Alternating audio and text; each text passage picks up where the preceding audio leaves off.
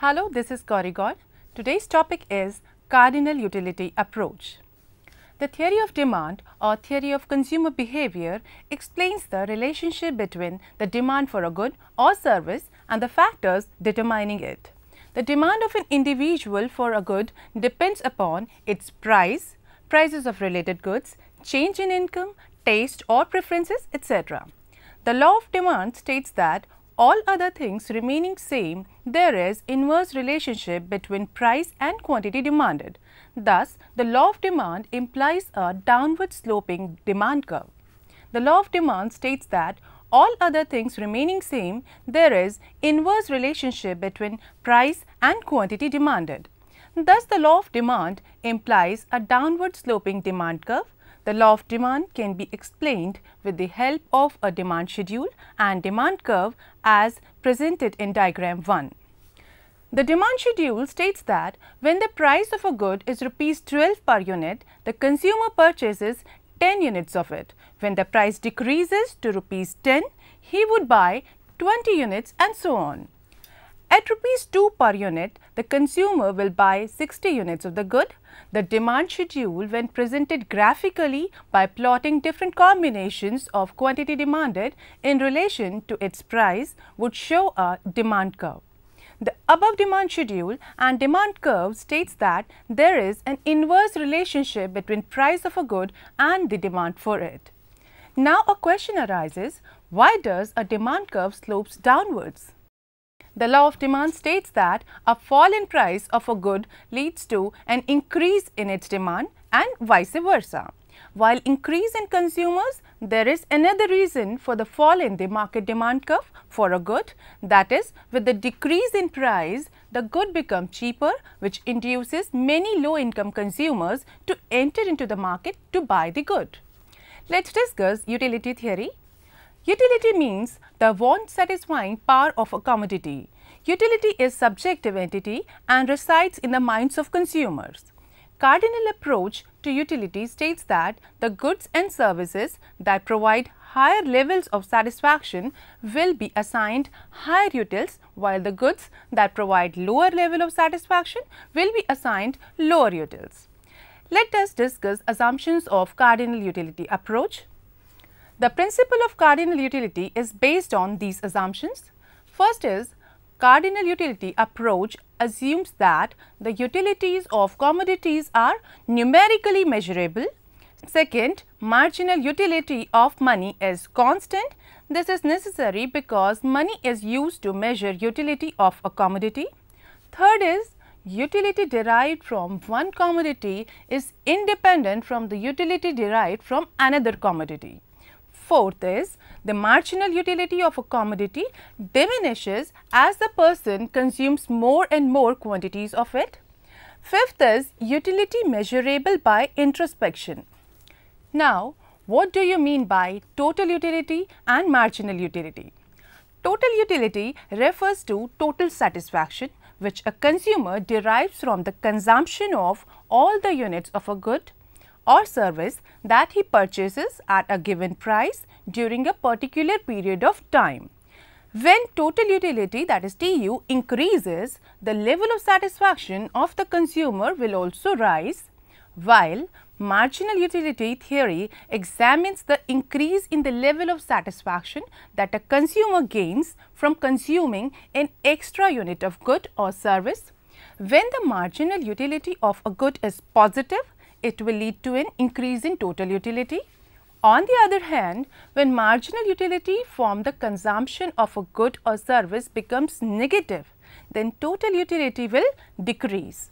The total utility function TU in quadratic form and is written as TU is equals to AQ minus BQ square, MU is equals to DTU by DQ, which is equals to A minus 2BQ.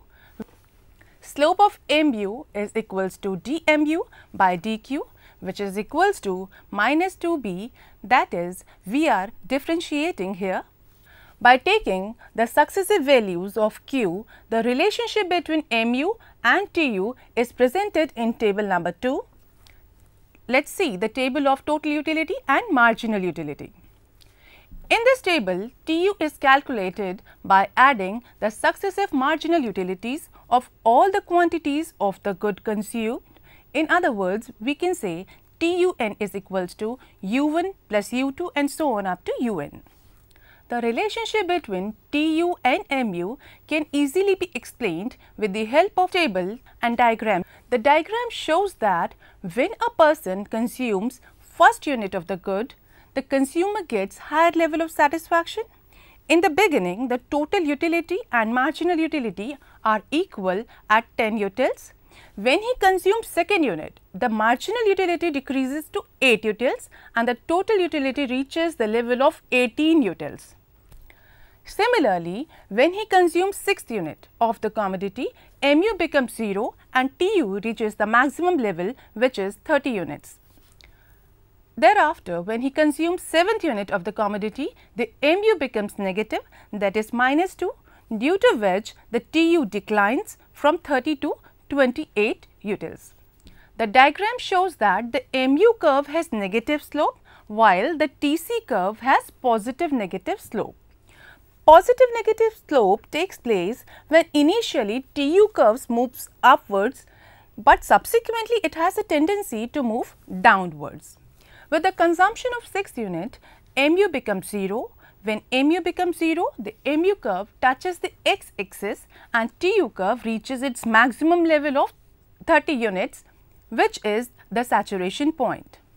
Thereafter, the consumption of 7th unit will be negative MU, due to which the MU curve moves below the x-axis, which causes negative slope in TU curve. Let us discuss the relationship between total utility and marginal utility. Relationship between total utility and marginal utility can be established in some points like: first is MU is the rate of change in TU. When the MU increases, then TU increases at an increasing rate, but when MU decreases, TU increases at decreasing rate. When MU becomes 0, then TU is maximum and achieves a saturation point. When MU becomes negative, then TU declines. Moving further to laws of cardinal marginal utility analysis. The law of cardinal marginal utility states that marginal utility of a good falls as more units of it are consumed. With the above basic feature, the advocates of cardinal utility analysis have developed two laws which occupy an important place in the theory of demand. They are the law of diminishing marginal utility and the law of equimarginal utility. These two laws will be discussed in the subsequent sections. Law of diminishing marginal utility. According to the law of diminishing marginal utility, the marginal utility of a good falls as an individual consumes more units of it. Marshall, who advocated the cardinal utility analysis, stated the law of diminishing marginal utility as the additional benefit which a person derives from a given increase of his stock of a thing diminishes with every increase in the stock that he already has. In short, the law of diminishing marginal utility states that total utility increases at a decreasing rate. A rational consumer will continue to consume a good or service so long its marginal utility remains positive. However, if the consumer still continues to consume additional units of a good, then the MU becomes 0 and subsequently negative. Now, let us discuss the principle of equimarginal utility. The law of equimarginal utility is an extension to the law of diminishing marginal utility. In the words of Marshall, if a person has a thing which can be put to several uses, he will distribute it among these uses in such a way that it has the same marginal utility in all. The law of equimarginal utility is based on the fact that human wants are unlimited, whereas the resources to satisfy these wants are limited. Therefore, it becomes necessary for a rational consumer to identify the most urgent wants that can be satisfied with the limited money that he has. In order to achieve maximum satisfaction out of the limited money, a consumer is expected to carefully weigh the quantum of satisfaction obtained from each rupee that he spends. Therefore, when he feels that a rupee spent on one good gives him more satisfaction than another good, then he will decide to spend more money on the former, that is the first good. This will go on till the quantum of satisfaction that he derived from the last rupee spent on the two goods is equal. This happens when he substitutes some units of a good of greater utility for the purchase of certain units of another good which yield less utility. Because of this substitution, the mu of the former good will fall while mu of the later good will rise. This will continue until the MUs, that is marginal utilities of both the goods, are equalized. Due to this reason, the law of equimarginal utility is also called as laws of substitution. Let's see the explanation of law of equimarginal utility. According to law of equimarginal utility, a consumer will be in equilibrium at that point where the utility derived from the last rupee spent on each good is equal. Suppose a consumer has a budget of rupees 50 to buy two goods X and Y. Also suppose that the marginal utility of money, that is MUM, is constant such that rupee 1 gives 5 utils of MU. A rational consumer will spend his given budget on both the goods X and Y in such a way so that he achieves maximum satisfaction or total utility. Therefore, he will select that combination of goods at which the MU per rupee spent on each good is equals to marginal utility of money, that is MUM. Symbolically, the consumer will be in equilibrium when MUX divided by PX is equals to MUY divided by PY, which is equals to MUM, where MUX is marginal utility of good X, MUY is marginal utility of good Y, PX is price of good X, PY is price of good Y, MUM is marginal utility of money. Thus, MUX divided by PX and MUY divided by PY would give the marginal utilities money expenditure on goods X and Y respectively. The law of equimarginal utility can be explained with the help of this table and diagram. Let's see the table of marginal utility of goods purchased and marginal utility of expenditure. This table shows how a rational consumer takes decisions about purchases of different quantities of both the goods X and Y. Assume that consumer spends all his budget of rupees 50 to purchase good X.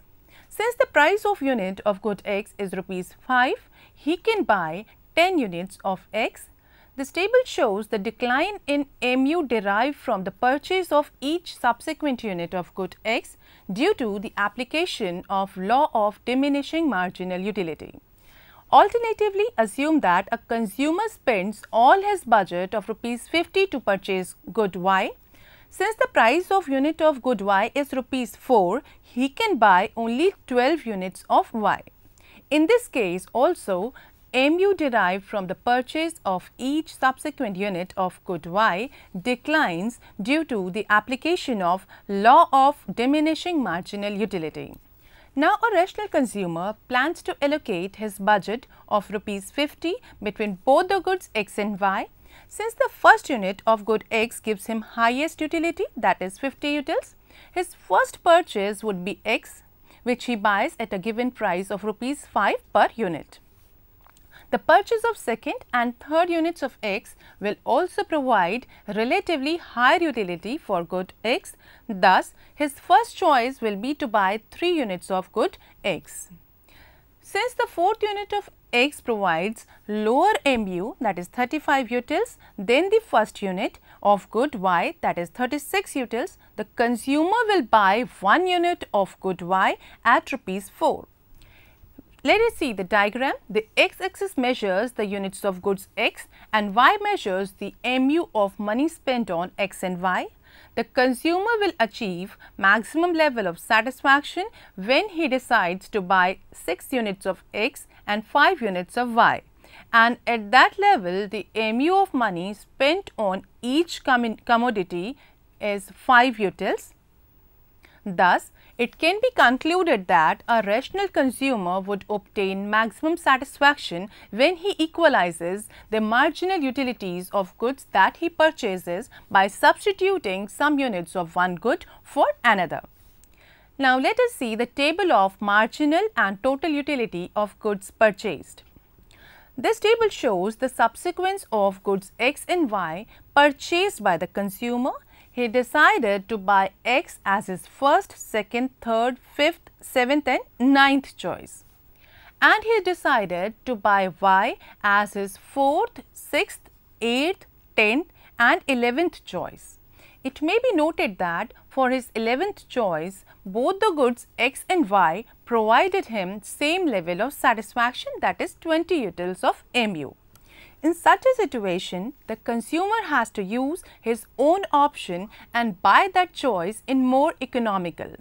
In the present case, at the 11th choice, the consumer is left with only rupees 4 as he already spent rupees 46 to buy earlier 10 choices. Therefore, he buys good Y and pays rupees 4 for his 11th choice. This way, he purchases 6 units of good X and 5 units of good Y and spends all the amount of his budget, that is rupees 50. Decision to buy based on MUs of both X and Y will provide maximum satisfaction. Thus, total utility of 6 units of X would be 225. We are calculating 50 plus 45 plus 40 plus 35 plus 30 plus 25, which is 225 utils. And 5 units of Y would provide 140 utils, that is 36 plus 32 plus 28 plus 24 plus 20, which is 140. Thus, total utility of all his purchases will give 365 utils. The satisfaction given by 6 units of X and 5 units of Y at different prices would be greater than any other combination. At this combination of transaction, he will equate his marginal utilities from the goods and money budget.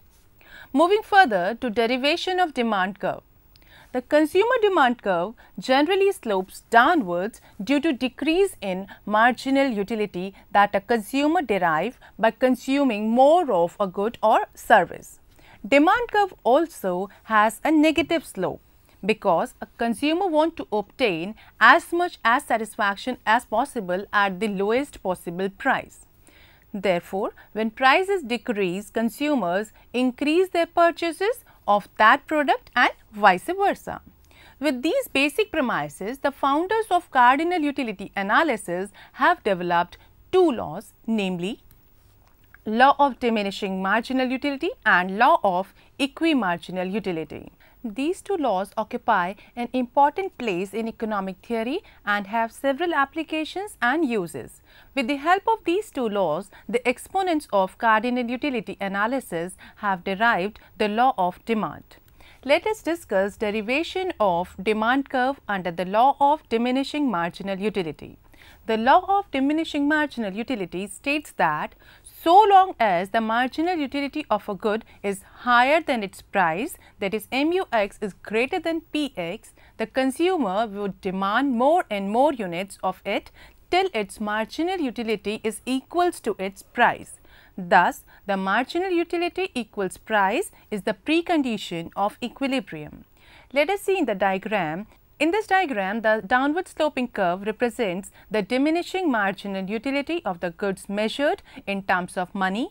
Price is measured on y-axis and quantity purchased is measured on x-axis. Suppose a new product X is introduced in the market at OP1 price. At this price, the consumer will be in equilibrium when buys only 1 unit of it because the MU of product is MU1, which is equals to the given price OP1. Now, if the price falls to OP2, the equality between MU and the price will be disturbed. Marginal utility of money expenditure MU1 at quantity Q1 will be greater than the new price OP2. In order to equate the MU with the new price, the consumer will buy one more unit of X. It is evident from the diagram that when the consumer increases the quantity purchased to Q2 units X, the marginal utility of money expenditure on X falls to MU2, which is equals to the new price OP2.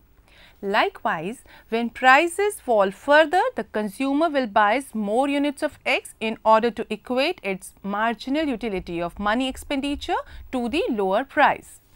In this way, the downward sloping MU curve is transformed into a downward sloping demand curve.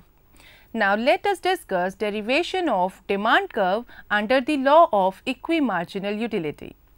As discussed earlier, consumer equilibrium is attained when a consumer, while purchasing different goods, decides to select that combination of them at which the MU per rupee spent on each good is equals to MU of the money, which is MUM.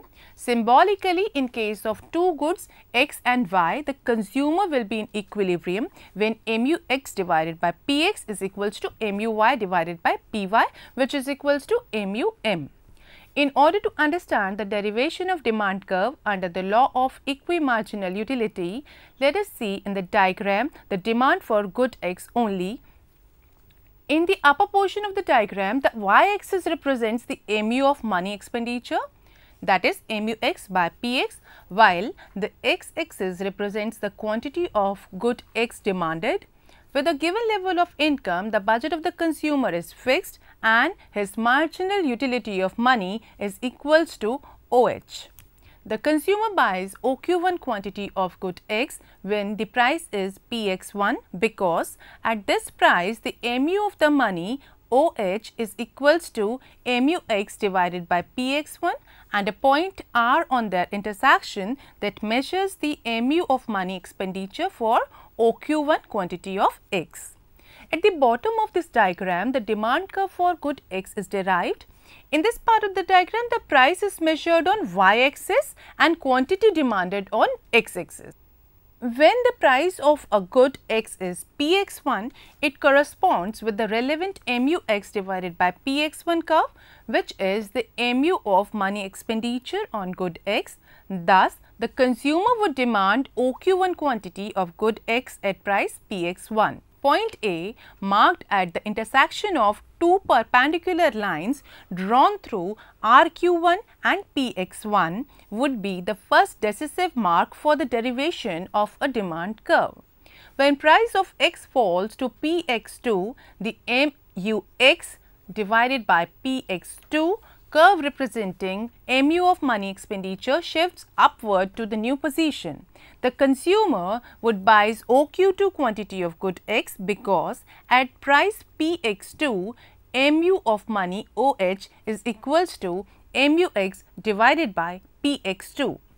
Point S on their intersection measures MU of money expenditure for quantity OQ2 of X. In the lower part of the diagram, a point B is marked at the intersection of the two perpendicular lines drawn through SQ2 and PX2, which is the second decisive mark for the derivation of the demand curve. Similarly, when the price of X falls to PX3, the MUX divided by PX3 curve representing to MU of money expenditure shifts upward to a new position. The consumer would buy OQ3 quantity of good X because at this price the MU of money OH is equals to MUX divided by PX3. Point T on their intersection measures the MU of money expenditure for quantity OQ3.